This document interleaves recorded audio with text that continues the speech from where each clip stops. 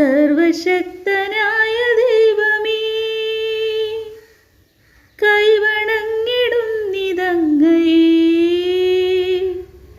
നിന്നനന്ത നന്മകൾക്കു ഞാൻ നന്ദി ചൊല്ലി വാഴ്ത്തിടുന്നിതേ.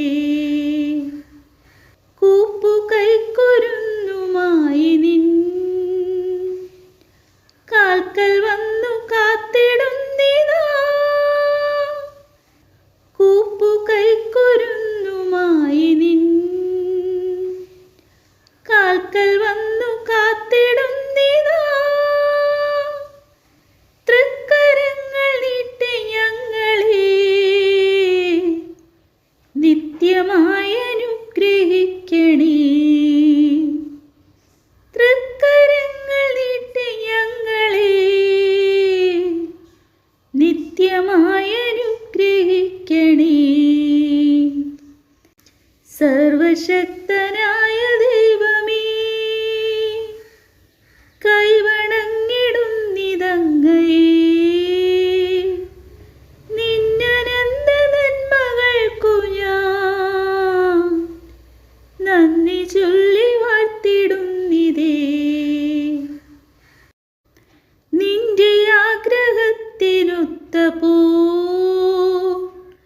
എൻ പ്രവൃത്തികൾ സമസ്തവും. നിന്റെ ആഗ്രഹത്തിനൊത്തപോ എൻ പ്രവൃത്തികൾ സമസ്തവും. നിർവഹിച്ചു നിത്യഭാഗ്യവും കൈവരിക്കുവാൻ തരൂവരം. നിർവഹിച്ചു നിത്യഭാഗ്യവും കൈവരിക്കുവാൻ തരൂവരം. സർവശക്തനായ ദൈവമേ, കൈവണങ്ങിടുന്നിതങ്ങയെ.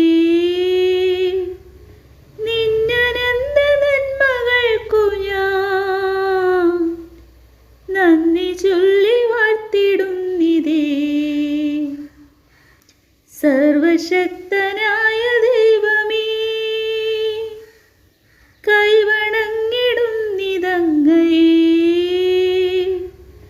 നിന്നനന്ത നന്മകൾക്കു ഞാൻ നന്ദി ചൊല്ലി വാഴ്ത്തിടുന്നിതേ. അധ്യായം 2. എൻ്റെ മകനെ, നീ യേശുക്രിസ്തുവിൻ്റെ കൃപാവരത്തിൽ നിന്ന് ശക്തി സ്വീകരിക്കുക. അനേകം സാക്ഷികളുടെ മുമ്പിൽ വെച്ച് നീ എന്നിൽ നിന്ന് കേട്ടവ മറ്റുള്ളവരെ കൂടി പഠിപ്പിക്കാൻ കഴിവുള്ള വിശ്വസ്തരായ ആളുകൾക്ക് പകർന്നു കൊടുക്കുക. യേശുക്രിസ്തുവിൻ്റെ നല്ല പടയാളിയെപ്പോലെ കഷ്ടപ്പാടുകൾ സഹിക്കുക.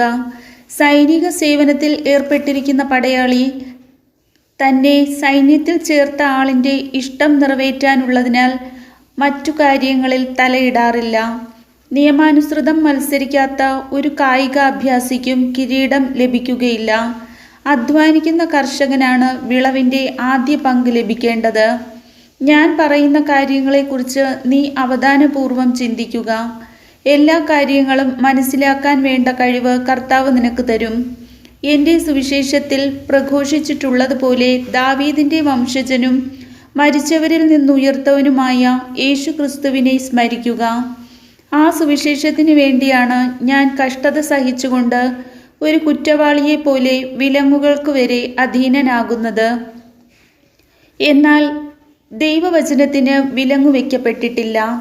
അതിനാൽ തിരഞ്ഞെടുക്കപ്പെട്ടവർ യേശുക്രിസ്തുവിൽ ശാശ്വതവും മഹത്വപൂർണവുമായ രക്ഷ നേടുന്നതിനു വേണ്ടി ഞാൻ എല്ലാം സഹിക്കുന്നു. ഈ വചനം വിശ്വാസയോഗ്യമാണ്.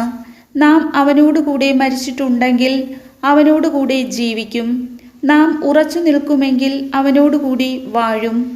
നാം അവനെ നിഷേധിക്കുന്നെങ്കിൽ അവൻ നമ്മയും നിഷേധിക്കും. നാം അവിശ്വസ്തരായിരുന്നാലും അവൻ വിശ്വസ്തനായിരിക്കും. എന്തെന്നാൽ തന്നെ നിഷേധിക്കുക അവന് സാധ്യമല്ല. ഇത് അവരെ അനുസ്മരിപ്പിക്കുക. വാക്കുകളെ ചൊല്ലി തർക്കങ്ങളിൽ ഏർപ്പെടാതിരിക്കാൻ അവരെ ദൈവസന്നിധിയിൽ ഉപദേശിക്കുക. ഇത്തരം തർക്കങ്ങൾ യാതൊരു ഗുണവും ചെയ്യുകയില്ല. ശ്രോതാക്കളെ നശിപ്പിക്കുകയേയുള്ളൂ. സത്യത്തിൻ്റെ വചനം ഉചിതമായി കൈകാര്യം ചെയ്തുകൊണ്ട് അഭിമാനിക്കാൻ അവകാശമുള്ള വേലക്കാരനായി ദൈവ തിരുമുമ്പിൽ അർഹതയോടെ പ്രത്യക്ഷപ്പെടാൻ ഉത്സാഹപൂർവം പരിശ്രമിക്കുക. ലൗകികമായ വ്യർത്ഥഭാഷണം ഒഴിവാക്കുക, അല്ലെങ്കിൽ അത് ജനങ്ങളെ ഭക്തിരാഹിത്യത്തിലേക്ക് നയിക്കും. ഈ ഭക്തിരഹിതരുടെ സംസാരം ശരീരത്തെ കാർന്നു തിന്നുന്ന വ്രണം പോലെ പടർന്നു പിടിക്കും.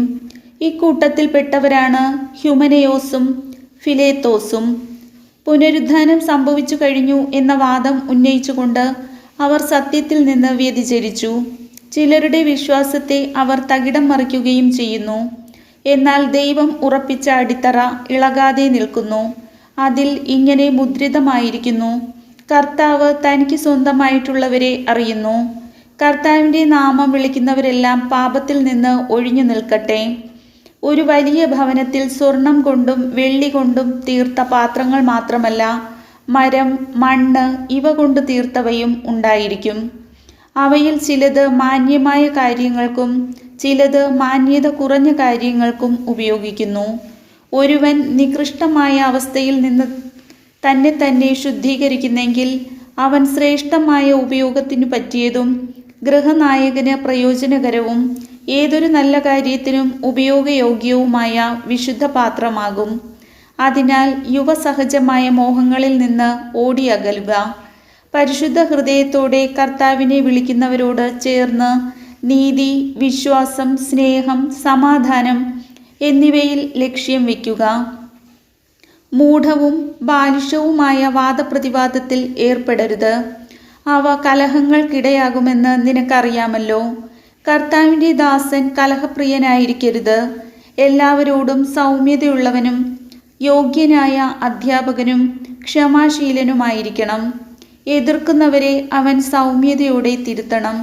സത്യത്തെക്കുറിച്ചുള്ള പൂർണ്ണ ബോധ്യത്തിലേക്ക് മടങ്ങിവരാനുതകുന്ന അനുതാപം ദൈവം അവർക്ക് നൽകിയെന്ന് വരാം.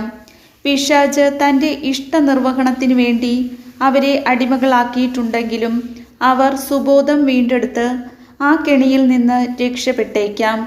കർത്താവിൻ്റെ വചനം.